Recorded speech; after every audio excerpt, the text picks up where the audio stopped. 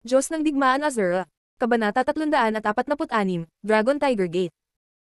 Isang inner circle power lang ang nang-ahas na hawakan ng matayog na rehiyon sa kalangitan. Talagang sobrang pagpapahalaga sa sarili nila. E ano naman kung mayaman sila? Sa Toireng Sky Region, lakas ang mahalaga, hindi kayamanan. Hanggat malakas ka, walang hindi mo makukuha. Sa pagkakataong ito, tuturuan natin ang Azura Palace ng isang maliit na leksyon. Ipaalam sa kanila na ang Toireng Sky Region ay hindi isang lugar kung saan kahit sino lang ang pwedeng pumunta. Sa sandaling ito, malakas na sinabi ng isang matipunong lalaki na may makapal na kilay at malalaking mata na nakatayo sa tabi ng Master of the Evil Wind Pavilion habang mumunguya ang isang malaking piraso ng binti ng tupa. Ang lalaking ito ay ang Sect Master ng Sect of Dragon at Tiger, si Long Wu, isang mataas na antas na War Emperor. Siya ang sinumpaang kapatid ng Pavilion Master ng Evil Wind Pavilion. Gayunpaman, handa siyang tulungan ng Evil Wind Pavilion dahil sa tuwing tutulungan siya ng Pavilion Master ng Evil Wind Pavilion, bibigyan niya siya ng mga benepisyo. Bagamat simple lang ang itsura niya, isa siyang tuso at walang awa na tao, alam ito ng Master of the Evil Wind Pavilion at ng kanyang mga subordinate. Matapos marinig ang kanyang mga salita, ang karamihan ay hindi nagpabeya sa kanya, at lahat sila ay ngumiti sa paghanga. Gusto mong turuan ng leksyon ng Azura Palace. Wala kang lakas para gawin iyon. Gayunpaman, sa sandaling ito, isang dagandong na nakakabasag ng lupa ang biglang tumunog mula sa labas. Nang umalangaw ang boses na ito, maging ang pangunahing bulwagan ay nagsimulang manginig. Ang biglaang pagbabago ay naging sanhi ng pagkataranta ng lahat. Bang! Nang mabigla ang lahat sa biglang dagandong, biglang bumukas ang mahigpit na saradong pinto ng pangunahing bulwagan, at isang figure ang lumitaw sa linya ng paningin ng lahat. Dahil gabi na, ang liwanag ng buwan ay natatakpan ng madilim na ulap, at madilim na sa labas. Nakatayo ang figure sa labas ng main hall. Sa sandaling ito, walang makakakita sa kanyang mukha, at masasabi lamang nila na ito ay isang lalaki mula sa kanyang anyo. Isa pa, ang lalaking ito ay may hawak na malaking espada sa kanyang kamay. Ang espada ay napapaligiran ng mahinang itim na gas, at ang kanyang katawan ay naglalabas ng nakakatakot na layuning pumatay. Sa sandaling ito, naglalakad siya papunta sa main hall. Sa ilalim ng gulat at takot na mga tingin ng lahat, ang lalaking ito ay dahan-daang pumasok sa main hall. Sa sandaling ito, sa wakas ay lumitaw ang kanyang mukha sa harap ng mga mata ng lahat. Ang lalaking ito ay si Xingju. Sa sandaling ito, ang mga damit ni Xingju ay natatakpan ng maitim na sandata ng kaluluwa, at hawak niya sa kanyang kamay ang kahanga-hanga at nangingibabaw na Blade of Azura. Walang emosyon ang kanyang gwapong mukha, at puno ito ng lamig. Klang!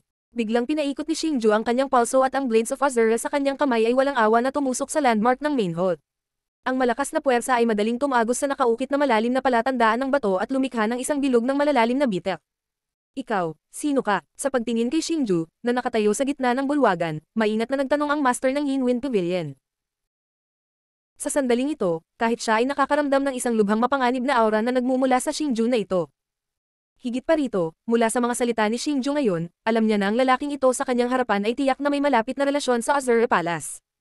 Sa makatuwid, hindi siya nang ahas na maging pabaya.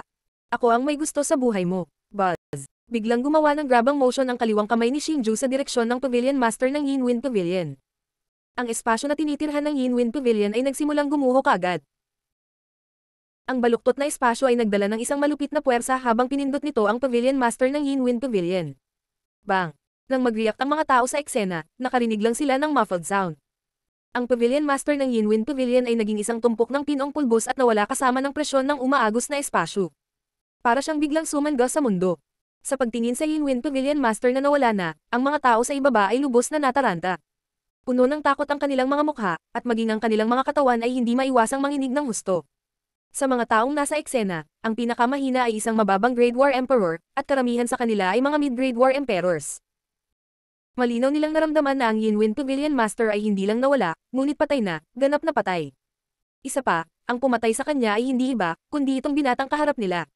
Nagawa niyang pumatay ng isang mid-grade War Emperor sa isang strike. Ang ganitong uri ng lakas ay nakakatakot sa sukdulan. Napatunayan na nito ang lakas ni Xingju. Ang gayong batang high-grade War Emperor ay natural na nagparamdam sa lahat ng takot. Little brother, pwede ko bang malaman kung sino ka? Sa tingin ko, may hindi pagkakaunawaan sa pagitan natin, tama ba? Nang makitang napatay ang kanyang sinumpaang kapatid, ang Sect Master ng Dragon Tiger Sect, si Long Wu, ay hindi nagpakita ng kahit kititing na galit.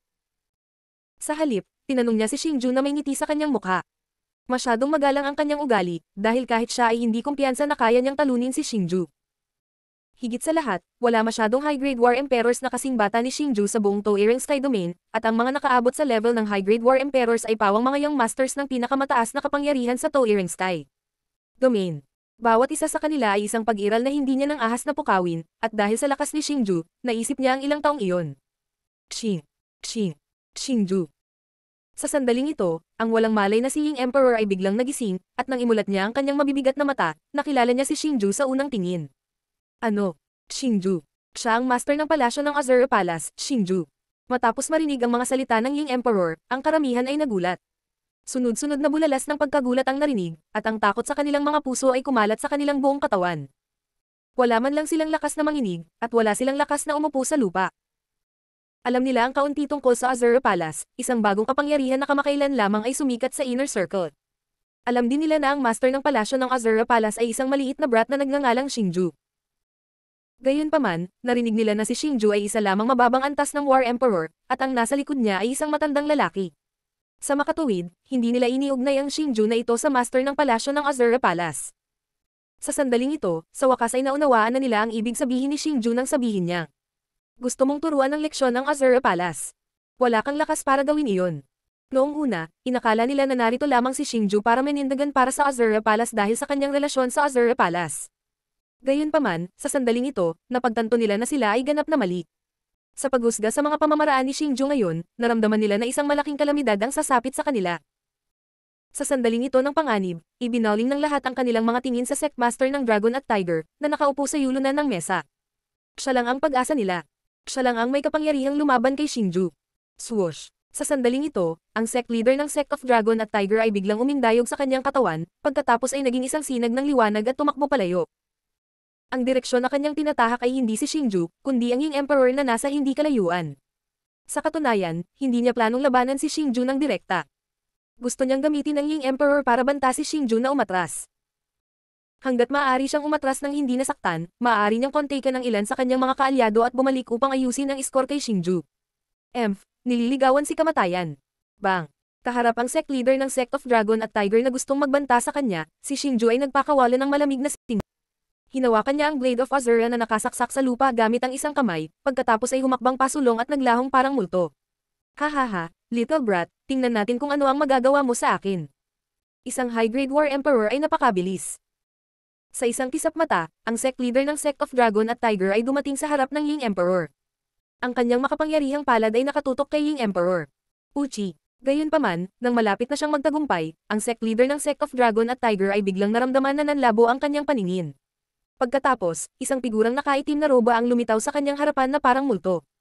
Sa sandaling ito, naramdaman niya ang pag-aapoy sa kanyang dibdib. Nang tumingin siya sa kanyang dibdib, laking gulat niya nang makitang ang Blade of Azure sa kamay ni Xingju ay tumaagos na sa kanyang dibdib. Napakaraming dugo ang umaagos mula sa kanyang dibdib. Ikaw. Paano? Paano? Napakabilis. Ang sect leader ng Sect of Dragon at Tiger ay muling tumingin kay Xingju. Sa sandaling ito, ang kanyang mga mata ay napuno ng ayaw dahil ang pag-atake ni Xingju ay tumama sa kanyang mga vitals. Ang kanyang Sea of Chi at Soul Origin ay ganap na nawasak. Sa sandaling ito, hindi lamang siya nawalan ng lahat ng kanyang lakas, ngunit ang kanyang buhay ay nasa panganib din. Ang ayaw niyang tanggapin ay ang Heroic Emperor ay napakalapit sa kanya, habang ang distansya sa pagitan ng Xing Execution at Heroic Emperor ay ilang beses kaysa sa kanya. Kahit na sa ganoong distansya, naabot siya ng Xing Execution sa isang iglap. Ito ay isang bagay na hindi niya maisip. Dahil, masyado kang mahina. Uchi, biglang ibinaba ni Xingju ang kanyang kanang braso. Ang Blade of Azure sa kanyang kamay ay naging isang bahid ng liwanag na pumutok sa sect leader ng Sect of Dragon at katawan ni Tiger. Plop! Sa sandaling ito, ang sect leader ng Sect of Dragon at ang katawan ni Tiger ay umindayog ng ilang beses bago bumagsak sa isang pool ng dugo. Bukod dito, wala nang anumang palatandaan ng buhay. Siya ay naging isang bangkay. Buzz! King Emperor, nagdusa ka. Matapos patayin ang sect leader ng Sect of Dragon at Tiger sa isang iglap, si Xingju ay nagmamadaling tumalikod at tinanggal ang hangganan na nakatali sa Ying Emperor. Isa pa, bumungad sa mukha niya ang pag-aalala. Xingju, ikaw. Ang lakas mo. Nakatayo sa likod ni Xingju, ang Ying Emperor na nakasaksi sa pagpatay ni Xingju sa sect leader ng Sect of Dragon at Tiger gamit ang sarili niyang mga mata ay napuno ng pagtataka. Ang sect leader ng Sect of Dragon at Tiger ay isang advanced War Emperor. Nangangahulugan ang katotohanang napakadaling mapatay ni Xingju na naabot na ni Xingju ang advanced War Emperor realm. Si Xingju, nakakapasok lang sa Intermediate War Emperor realm ilang araw na ang nakalipas, ay naging Advanced War Emperor na ngayon. Ang ganitong bilis ng paglaki ay hindi maisip ng Emperor ni Ying, at mahirap para sa kanya na tanggapin ito. Buzz. Kehe, Little Ying, ang ating Xingju ay isa na ngayong Advanced War Emperor. Hindi na siya ang maliit na brat na nangangailangan ng ating proteksyon. Isa na siyang eksperto na maaaring magprotekta sa atin. Biglang umikot ang espasyo sa paligid ng Ying Emperor at lumitaw ang ilang figure sa paligid niya. Sila ang hukbo ng Azura Palace. Nang ihayag nila ang kanilang mga sarili, lumapit si Xiaolong sa tabi ng Ying Emperor at nakangiting sinabi. Diyos ng Digmaan Azura. Chapter 347, dahil masyado kang mahina. Anak, ang bilis ng paglaki mo talagang namumul sa hiya. Matapos marinig ang mga salita ni Xiaolong, sa wakas ay naniwala ang Ying Emperor. Pagkatapos, tuwang-tuwa siyang tumingin kay Xingju. Puno ng hindi maitagong saya ang kanyang mukha. Ang Ying Emperor ay isang taong nagmamahal sa kalayaan. Kung hindi, hindi sana siya nanatili sa Boundless Ocean at nagtanim ng mag-isa sa loob ng maraming taon. Gayunpaman, para matulungan si Xingju, hindi siya nagdalawang isip na pumunta sa Toireng Sky Region para protektahan si Xingju. Sa panahong ito, nakaranas sila ng ilang magagandang labanan. Sa ngayon, ang maliit na brat na ito mula noon ay sa wakas ay naging isang eksperto na higit pa sa kanya at hindi na kailangan ng kanilang proteksyon. Higit pa rito, ang kanyang rate ng paglago ay mas mabilis kaysa sa inaasahan niya. Bilang tugon sa papuri ng Ying Emperor, tumingin sa kanya si Xingju at ngumiti. Iniukit ni Xingju ang kanilang kabaitan sa kanyang puso. At dahil sa malalim na relasyong ito kaya pinatay ni Xingju ang Sectmaster at Sectmaster ng Dragon at Tiger nang hindi sila binigyan ng pagkakataong gumanti. Ang isang dragon ay may reverse scale, at ang mga humipong dito ay dapat patayin. At ang reverse scale ni Xingju ay ang mga taong ito na laging nasa tabi niya, naghihikayat at tumutulong sa kanya. Sa makatuwid, kahit na sino ang nang-ahas na hawakan sila, hindi magpapakita ng anumang awa si Xingju. Ikaw, gusto mo bang mabuhay, o gusto mong mamatay? Bigla, dahan-daang ibinaling ni Xingju ang kanyang ulo at tumingin sa Sect of Dragon at Tiger at Sect of Evil Wind Pavilions War Emperors na may nakamamatay na tingin sa kanyang mga mata. Nang makita nila ang tingin ni Xingju, agad silang nanigas, na parabang nahulog sila sa lambak ng kamatayan. Wala man lang silang lakas na magsalita. Gusto mong mabuhay, mula ngayon, sumali sa Azura Palace at ipanggako mo ang iyong katapatan sa amin. At ako, si Xingju, ay natural na hindi ka aapihin. Kung gusto mong mamatay, maaari mong tanggihan ang aking kabaitan. Gayunpaman, hindi kung saan man tumakas ang mga miyembro ng Sect of Dragon at Wind Pavilion, ako, si Xingju, ay hahanapin sila at papatayin sila gamit ang sarili kong mga kamay. Sa sandaling ito, idinagdag ni Xingju sa isang mabangis na tono. Handa kaming sumunod sa Palace Master at ipanggako ang aming katapatan sa Azura Palace. Sa sandaling iyon, ang mga miyembro ng Sinister Wind Pavilion at Sect of Dragon at Tiger ay lumuhad sa lupa ng walang pag-aalinlangan at sabay-sabay na sumagot. Ang kanilang mga panunumpa ay parang pigeon na kulog na umalangaw sa buong bulwagan. Wala sa mga taong maaaring magsaka sa antas ng War Emperor ay karaniwan. Karamihan sa kanila ay piniling sumali sa Evil Wind Pavilion at sa Dragon Tiger Sect dahil gusto nilang humanap ng backer para hindi sila mabuli ng iba. Para sa kanila, kung makakahanap sila ng mas mahusay na tagapagtaguyod, hindi sila magdadalawang isip na sumali sa kanila. Tungkol sa lakas na ipinakita ni Xingju sa kanila, malinaw na sinabi nito sa kanila kung sapat ba ang Azura Palace o hindi. Lampas na sa kanilang inaasahan na ililigtas ni Xingju ang kanilang buhay ngayon, at ngayon, handa pa siyang tanggapin sila sa Azura Palace. Natural, hindi nila tatanggihan ang kanyang alok. Pagkatapos noon, personal na kinuha ni Xingju ang Sinister Wind Pavilion at ang Sect of Dragon and Tiger. Maging ito ay kanilang mga ari-arian, teritoryo, o miyembro, lahat sila ay kinuha ni Xingju. Ang malupit na paraan ni Xingju ay naging isa sa pinakamainit na paksa sa rehiyon ng matayog na langit. Parehong ang Azura Palace at Xingju ay naging mga buhay na hindi alam ng lahat sa rehiyon ng matayog na langit. Xingju, sinasabing ang Sectmaster ng Sect of Dragon at Tiger ay may 3 kaalyado sa Toireng Sky Region. 2 sa kanila ay may ilang impluensya sa Toireng Sky Region, at ang kanilang mga pinuno ay pawang mga high-grade war emperors. Higit pa rito, pagkatapos malaman na nakuha mo na ang lahat ng teritoryo ng Sect of Dragon at Tiger, nagpaplano silang magpadala ng punitive expedition laban sa iyo. Ang ating Azura Palace ay kakapasok lang sa gitna ng Toireng Sky Region, at nakontrol natin ang 3 lungsod ng sabay-sabay. Kung talagang magpapadala sila ng malaking hukbo para salakayin tayo, natatakot ako na hindi tayo makakapagtanggol laban sa kanila. Sa makatuwid, dapat tayong maghanda ng maaga.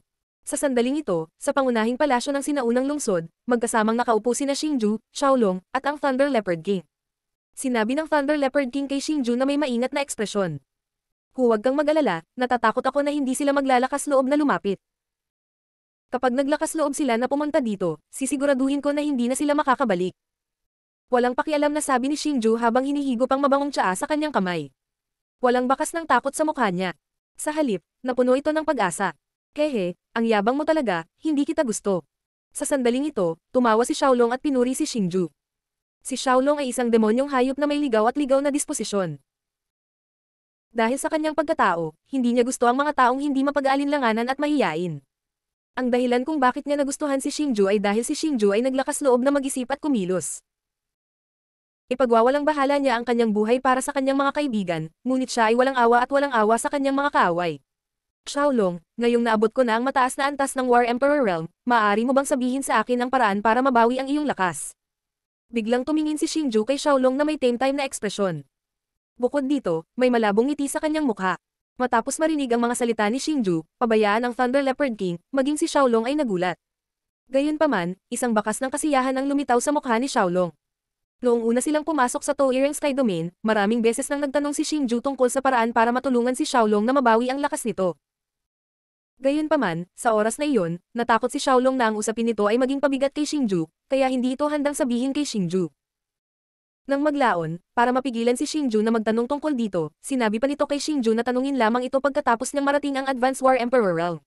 Kung hindi, hindi nito sasabihin kay Xingju.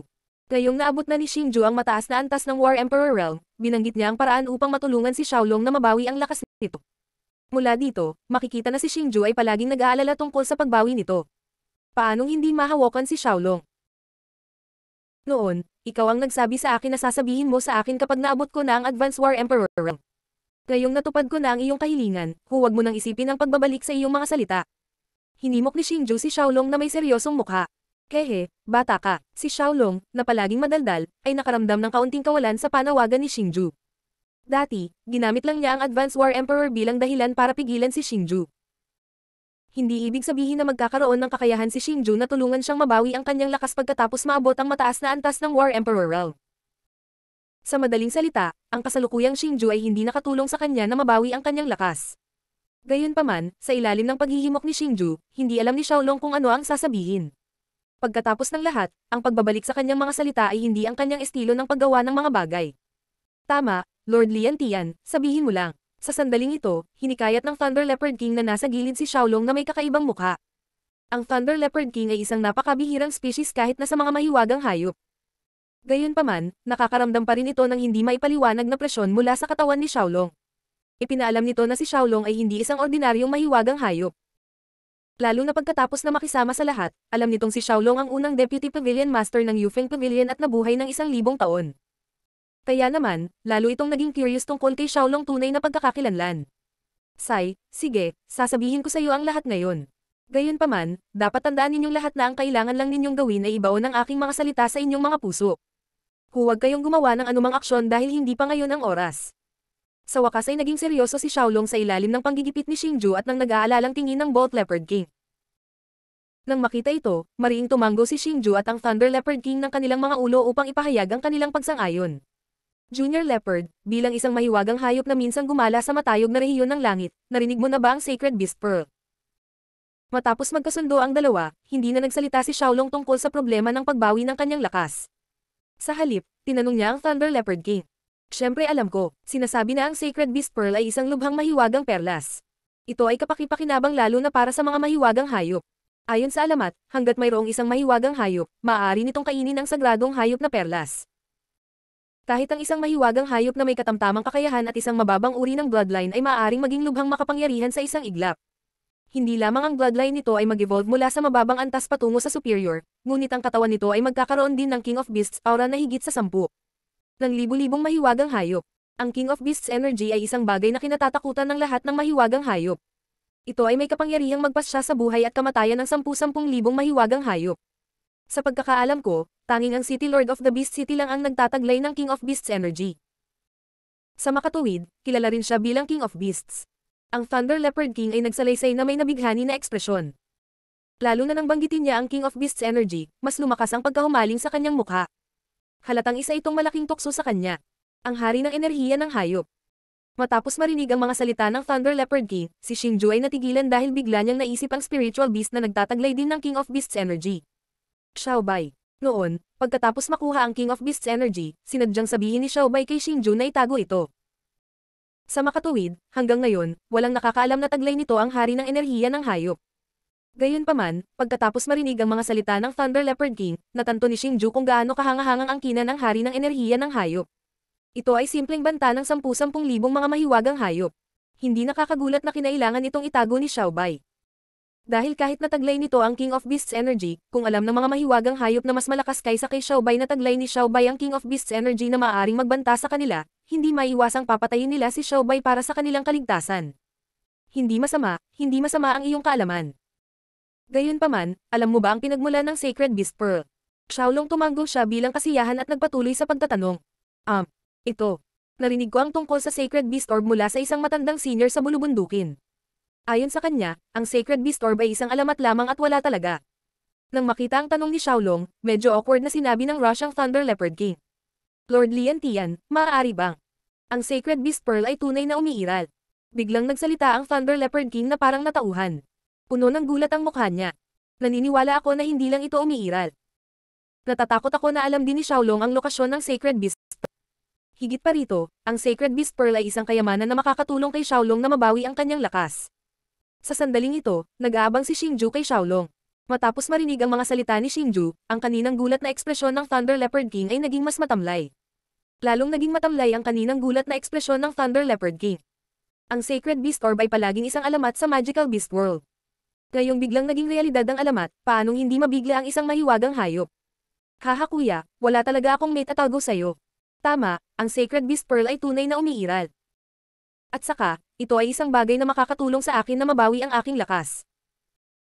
Hanggat makuha ko ang Sacred Beast Pearl, hindi ko lang mababawi ang lakas na mayroon ako noon, pati katawan ko ay magbabago. At saka, ang training ko ay uusad din by leaps and bounds. Sa puntong ito, wala nang itinago si Xiaolong at nakangiting nagsalita. Diyos ng Digmaan Azura. Kabanata 348, Holy Beat. My God! Kaya ang Sacred Beast Orb ay hindi isang alamat, ngunit isang tunay na pag-iral.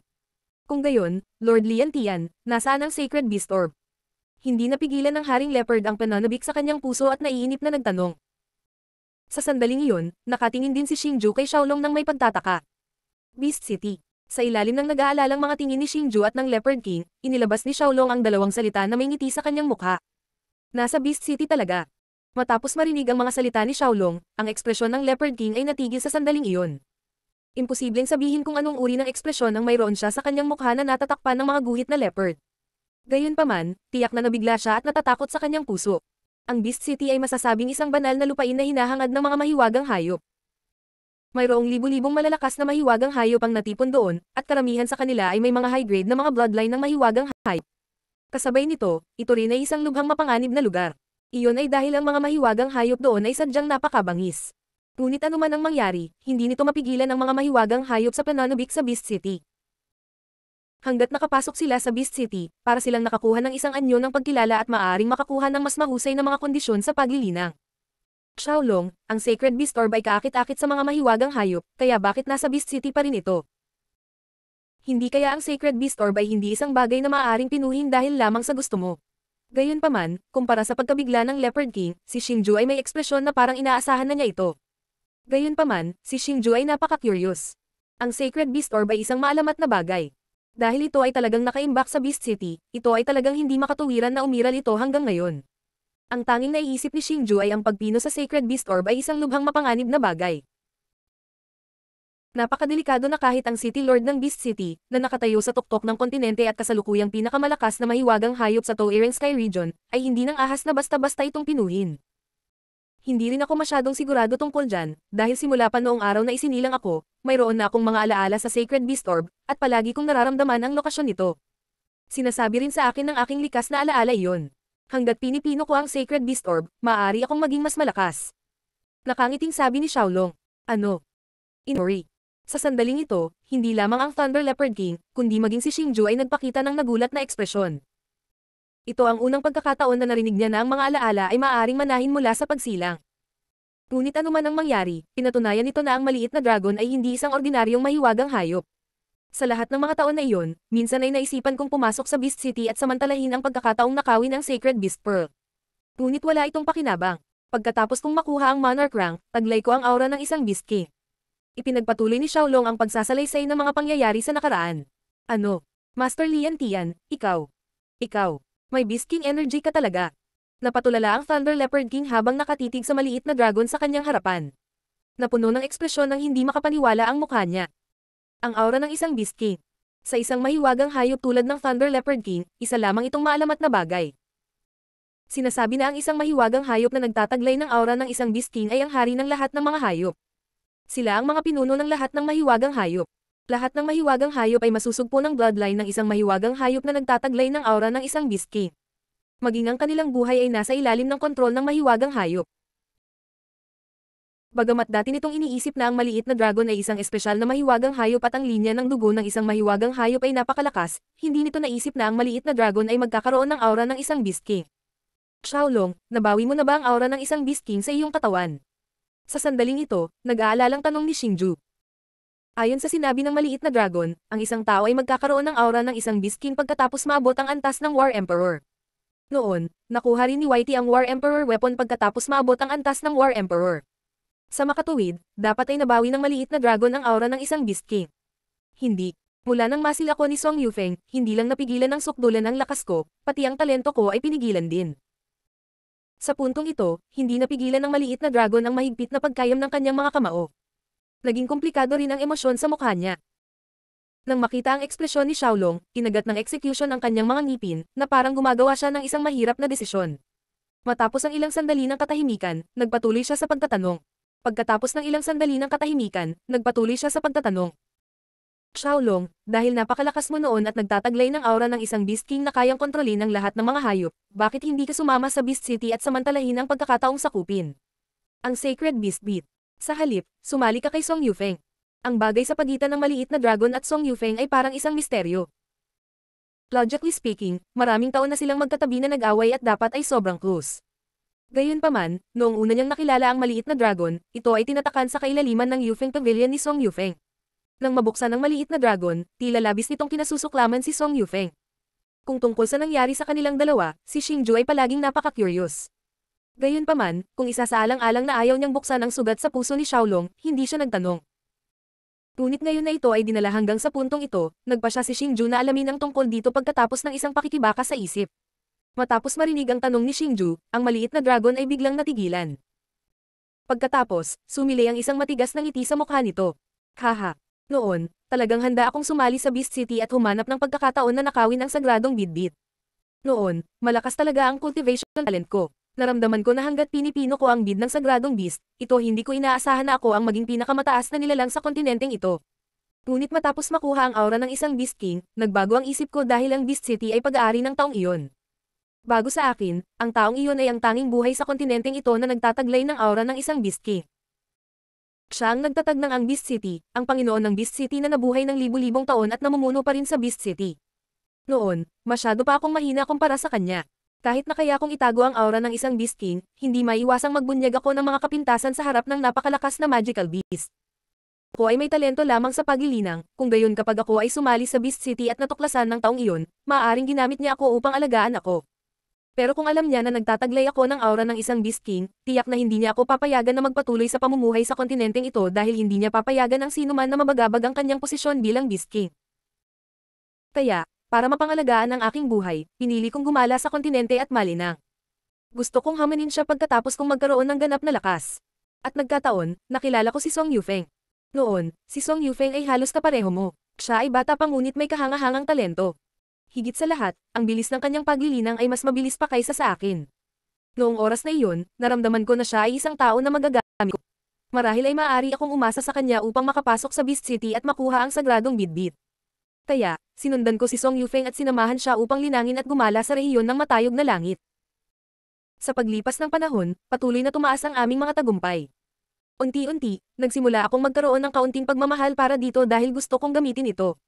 Sa huli, sa wakas ay tumayo siya sa tuktok ng kontinenteng ito, at isa lang akong walang pangalan na mahiwagang hayop sa tabi niya. Sa oras na iyon, gusto kong hilingin sa kanya na tulungan akong pumunta sa Beast City upang makuha ang sagradong butil ng hayop, ngunit sa tuwing ang mga salita ay umabot sa aking bibig, ako ay magdadalawang isip na sabihin ang mga ito. Dahil sa patuloy na pag-iipon ng kanyang mga nagawa, napagtanto ko na naging hindi pamilyar siya at kahit na medyo nanlalamig. Pero kahit ganoon, dahil sa kaawa-awang damdamin sa aking puso, pinili kong ipagpatuloy siya. Sumuko pa ako sa ideyang sa pagkuha ng Sacred Beast Bead at pagiging pinuno ng kontinenteng ito. Sa halip, tinulungan ko siyang maging mas malakas at tinulungan siyang maging isang tunay na hari. Later on, he built the Yufeng Pavilion in the Oshikage Empire of the Eastern Continent. Pero pagkatapos may tayo ang Yufeng Pavilion, hindi siya ang nag-alaga ng Yufeng Pavilion, kundi ako.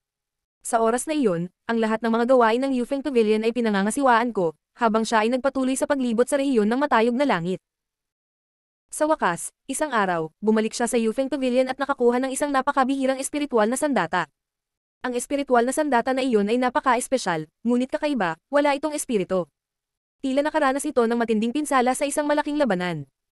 Ngunit sa oras na iyon, nadama naming lahat na kung ang espiritual na sandata na iyon ay may espiritu, tiyak na ito ay napakalakas na walang espiritual na sandata sa kontinenteng ito ang maihahambing dito. Ngunit ang pinaka hindi inaasahang bagay ay nangyari. Isang araw, biglang sinabi sa akin ni Song Yufeng na naramdaman niya na mayroon na siyang lakas upang makapasok sa antas ng War Saint. Hanggat nakapasok siya sa antas ng War Saint, gagawin niya pumasok sa Sanctuary Region. Ang Sanctuary Region ay isang maalamat na lugar. Walang sino man ang tunay na nakakita kung ano ang hitsura nito, kung nasaan ito, o kung mayroon man ito. Ngunit ayon sa alamat, hanggat ang isang tao ay umabot sa antas ng War Saint, makakaalis sila sa kontinenteng ito at makakamit ang buhay na walang hanggan, ngunit dapat silang pumasok sa maalamat na rehiyon ng Sanctuary.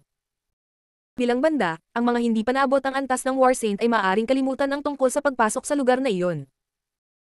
At ang sinabi sa akin ni Song Yufeng ay gusto niyang dalhin ako sa Sanctuary Region kasama niya at pagsamahin ang aming lakas sa hindi kilalang lugar na iyon upang lumikha ng bagong kaluwalhatian.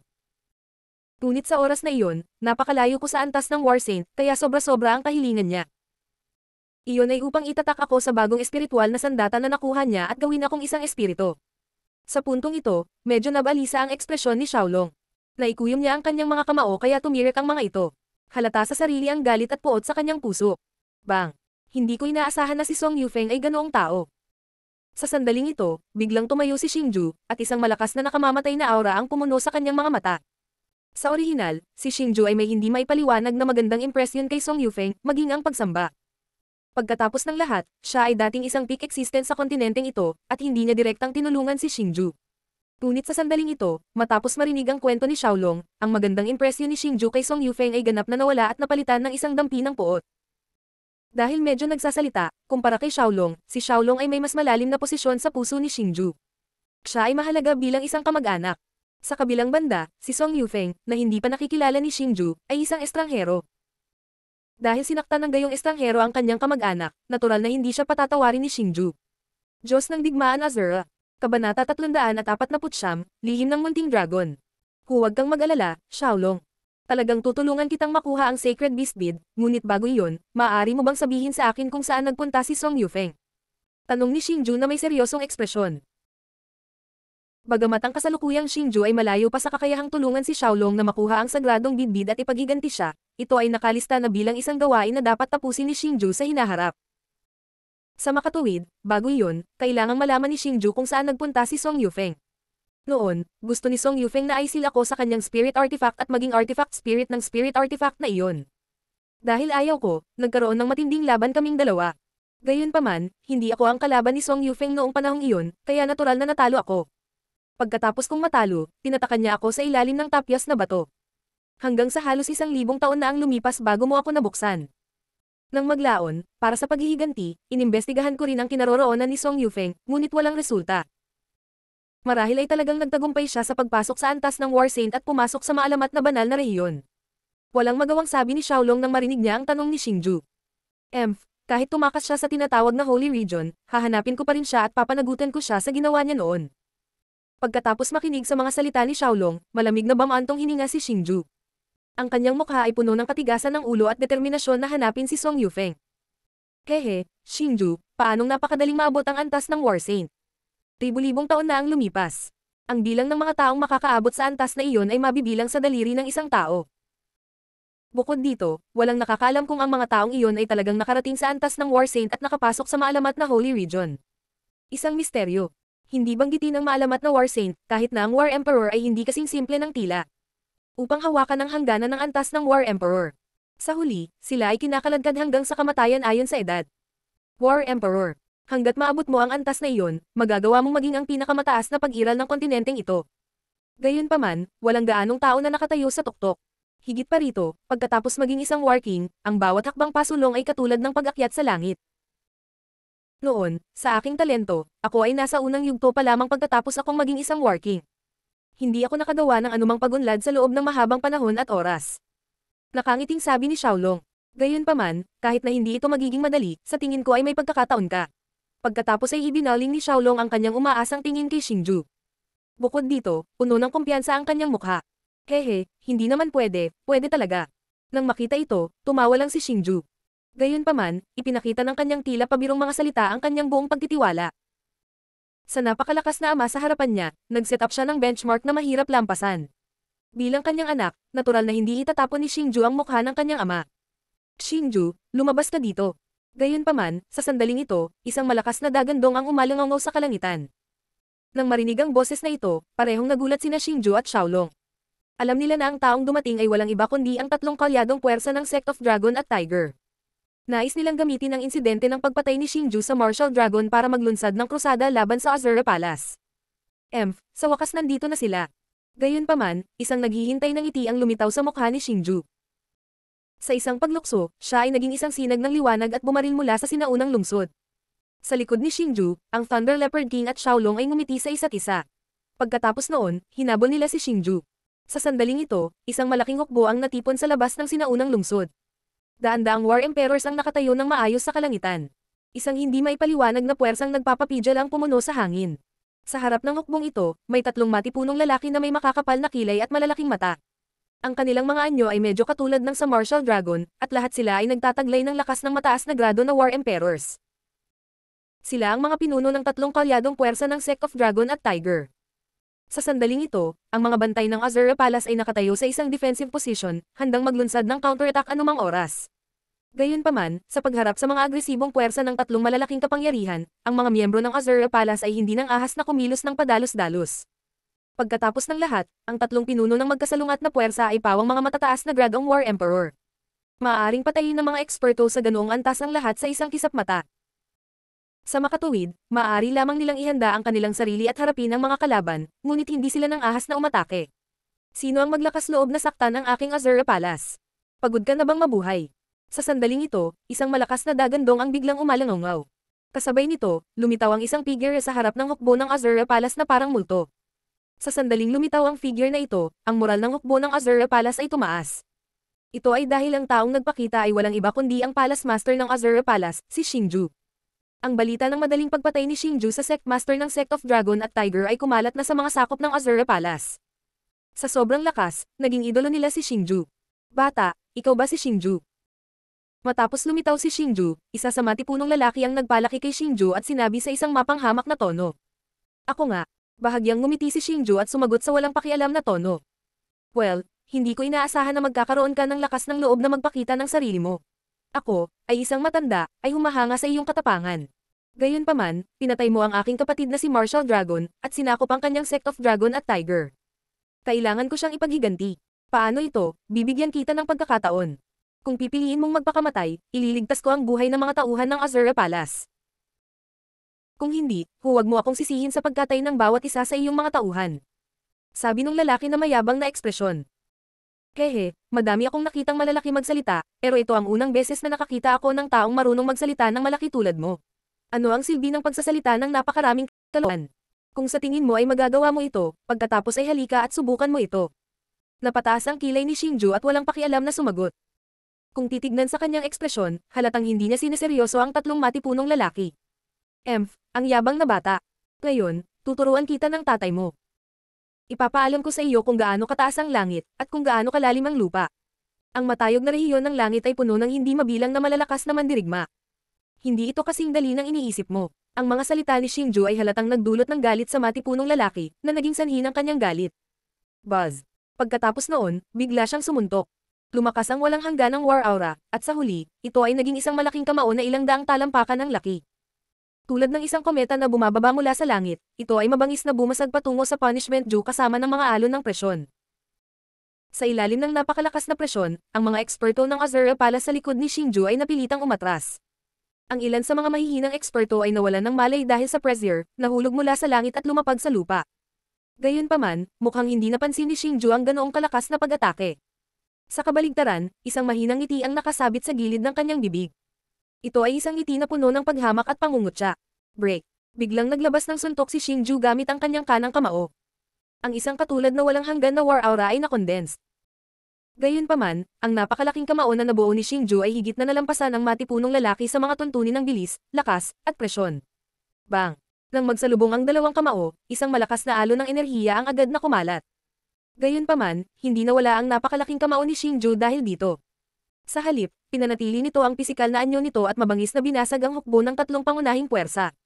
Ang kapangyarihan ng kamao ni Xingju ay hindi dapat maliitin. Bago pa man dumating ang kamao sa kanyang harapan, ang malakas na pressure ay naging sanhi ng sunod-sunod na pagbagsak ng mga eksperto sa likod ng tatlong pinuno. Ang pagdiin lamang ng kamao na ito ay nagdulot ng himatayan ng halos 100 war emperors. Ang ilan sa kanila ay samukapan ng dugo at nagtamo ng malubhang pinsala. Pangatlo kapatid, magtulungan tayo para harangin ang ataking ito. Sa pagharap sa napakalakas na labi, sa wakas ay kinabahan ng dating mayabang na mukha ng matipunong lalaki. Pagkatapos noon ay mabilis niyang sinabi sa dalawa pang matipunong lalaki sa tabi niya. Matapos marinig ang mga salita ng matipunong lalaki, ang dalawa pang matipunong lalaki ay hindi nag-atubili at nagmamadaling inilabas ang kanilang mga kamao upang harangan ang pag-atake ni Xingju. Boom! Sa ilalim ng buong lakas ng tatlong matipunong lalaki, kasabay ng pagtaas ng dark red energy ripple, sa wakas ay na-neutralize nila ang kamao ni Xingju. Boom! Gayunpaman, pagkatapos lamang nilang man-neutralize ang napakalaking kamao ni Xingju, nagulat sila nang makitang mayroong isang matayog na fire dragon na daan-daang talampakan ng haba sa harap nila. Mabilis itong lumalapit sa kanila na may nakakatalom na dagandong at usok na pumuno sa kalangitan. Ang enerhiyang nakapaloob sa fire dragon ay naging sanhi ng pagbabago ng mga ekspresyon ng tatlong matipunong lalaki. Bakas sa mukha nila ang takot. Elder Yao, iligtas mo kami. Sa kritikal na sandaling ito, biglang sumigaw ang matipunong lalaki na pinuno. Swoosh! Kasabay nito, biglang lumabas ang isang madilim na asul na arrow mula sa likuran ng tatlong matipunong lalaki. Sa huli, pinunit pa nito ang espasyo at bumaril patungo sa apoy na dragon ni Xingju. Boom boom boom. Kung ikukumpara sa Flame Dragon Bullet na inilabas ng Punishment Execution, ang arrow ng liwanag ay napakahina. Ito ay tulad ng pagkakaiba sa pagitan ng isang langgam at isang elepante. Gayunpaman, nang ang mga pag-atake ng napakalaking pagkakaiba sa laki ay nagbanggaan sa isa't isa, talagang nagdulot ito ng apoy na ripple na libu-libong talampakan ng haba. Nasira talaga ang Flame Dragon Bullet ng Punishment Execution. Kumalat mula sa langit ang walang hangganang apoy, tulad ng dagat ng apoy na pumuno sa abot tanaw. Habang lumalakas ang dagat ng apoy, mabilis na damaloy ang nakakatakot na enerhiya patungo sa mga hukbo sa magkabilang panig. Buzz! Gayunpaman, kahit na may napakalakas na dagat ng apoy, marahang iwinagayway ni Xingju ang kanyang manggas. Ang dagat ng apoy na libu-libong talampakan ang haba ay nawala at inimbak sa dimensional na espasyo. Matapos itago ang dagat ng apoy na maaaring magdawat sa kanyang hukbo, ibinaon ni Xingju ang kanyang seryosong tingin sa mga eksperto sa likod ng tatlong matipunong lalaki. Ito ay dahil alam ni Xingju na mayroong isang pambihirang tao na nakatago sa loob ng kanilang hukbo. Pambihira hindi dahil sa kanyang lakas, kundi dahil sa kanyang pagkatao. Mula sa Light Arrow kanina, nakaramdam si Xingju ng sobrang pamilyar na pakiramdam. Ito ay ang Demon Refinement Tribe. Diyos ng Digmaan Azura. Kabanata 350, ang isang kaaway ay nagkasala. Basura talaga kayong tatlo. Hindi mo nga kayang harapin ng isang bata. Hindi ba't magiging kahihiyan sa ating Demon Refinement Tribe kung may mabalitaan tungkol dito? Sa ilalim ng mahigpit na nakakulong na tingin ni Xingju, isang matandang lalaki ang dahan-daang lumabas mula sa hukbo. Ang matandang ito ay may ulo na puno ng puting buhok na kamakaway kahit walang hangin. Nakasuot siya ng mahabang damit na kumikislap na may asul na liwanag. Ang pinakamahalaga, sa kanyang kaliwang kamay ay isang hugisbaw na artifact na katulad ng kay Yao Xinyan. Sa kanang kamay niya ay may glove na kumikinang din. Isa rin itong artifact. Higit pa rito, ang lakas ng matandang ito ay nasa high-grade War Emperor realm. Elder Yao, salamat sa pagligtas sa amin. Nang lumitaw ang matanda, nagmamadaling yumuko sa kanya ang tatlong matipunong lalaki. Puno ng paggalang at takot ang kanilang mga mukha. Xingju, masama ito. Hindi ko inaasahan na iimbitahan nila ang Elder ng Demon Refinement Tribe. This is bad. Sa sandaling ito, ang Thunder Leopard King sa tabi ni Xingju ay labis na kinabahan. Bagamat hindi pa niya nakita ang Demon Refinement Tribe, pagkatapos ng mga araw ng pagsisiyasat, nalaman ng Thunder Leopard King na ang rehiyong ito ay kabilang sa Demon Refinement Tribe. Gayunpaman, dahil malayo ang rehiyong ito, bihira itong pinamamahalaan ng Demon Refinement Tribe.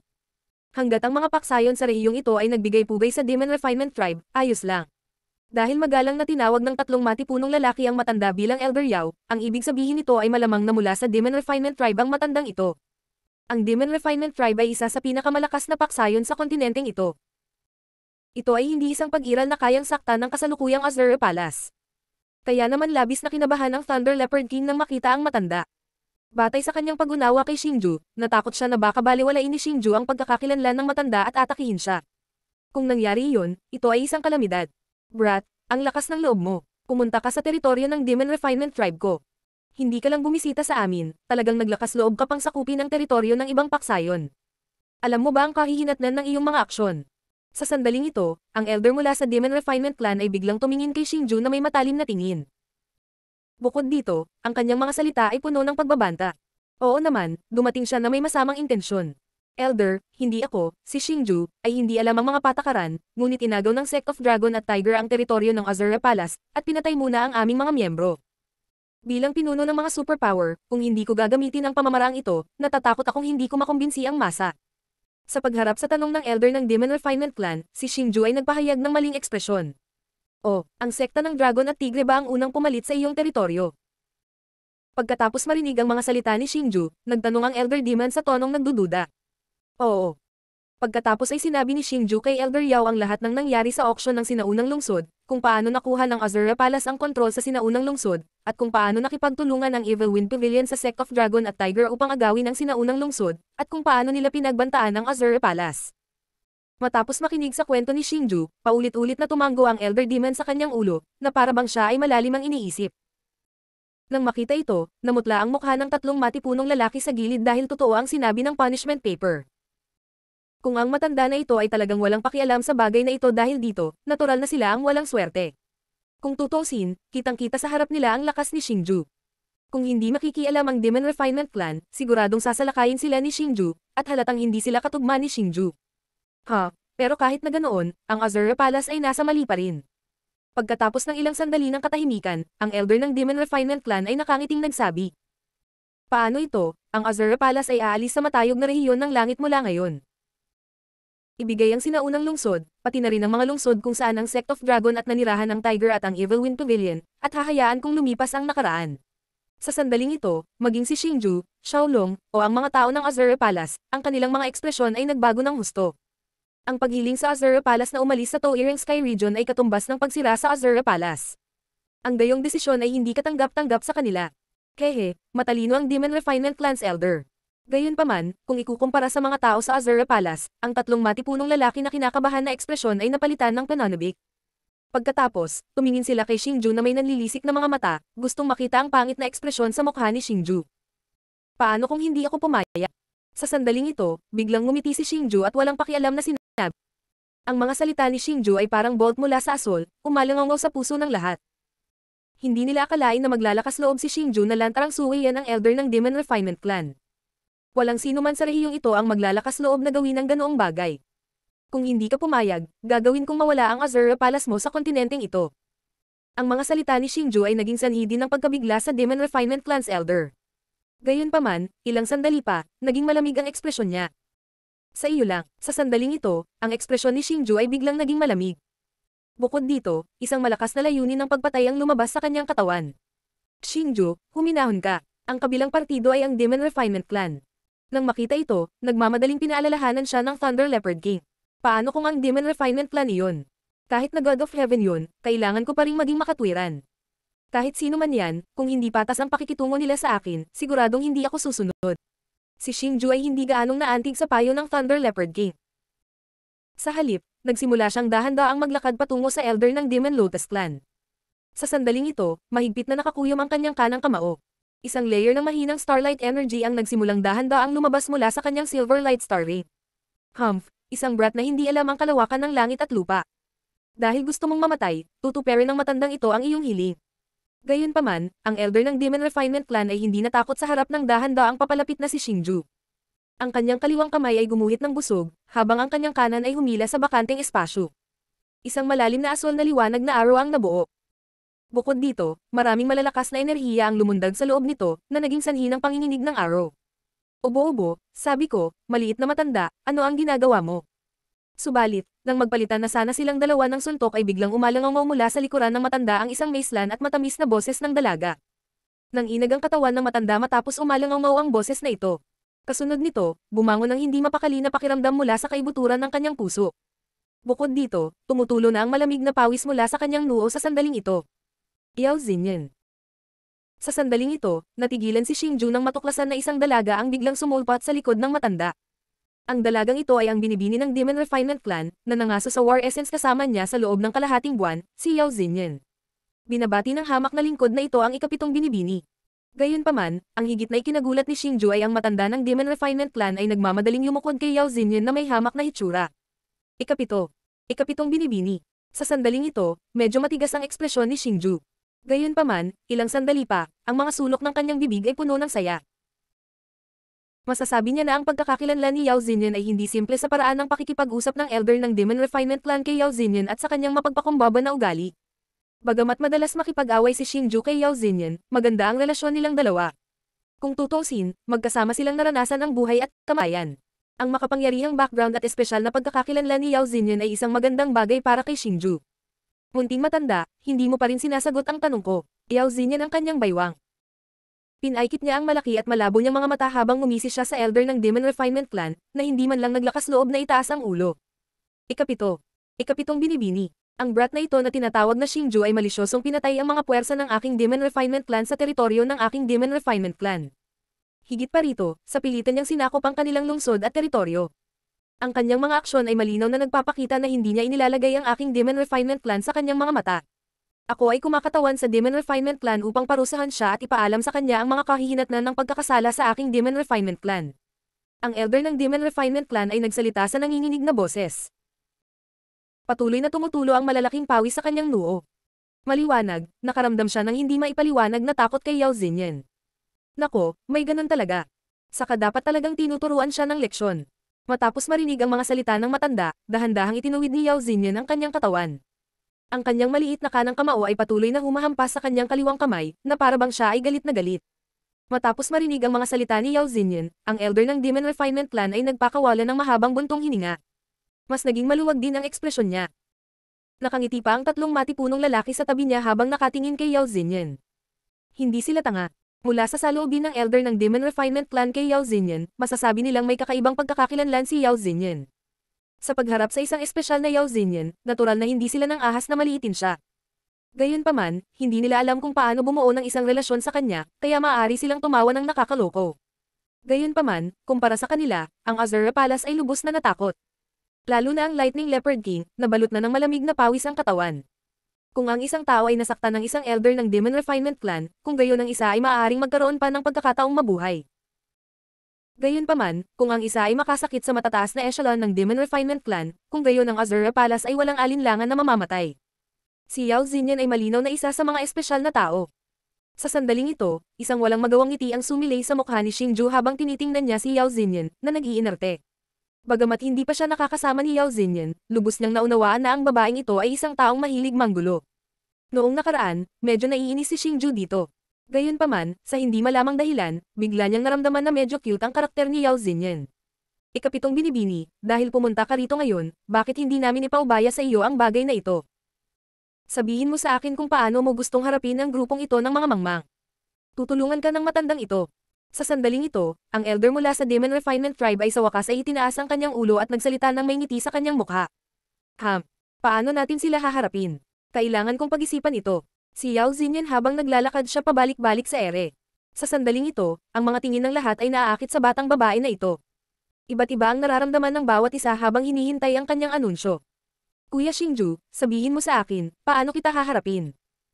Biglang huminto sa paggalaw si Yao Xinyan at itinuro si Xingju gamit ang kanyang makatarungang daliri. Pinaikip niya ang kanyang mga mata at tinanong si Xingju na may matamis na ngiti sa kanyang mukha.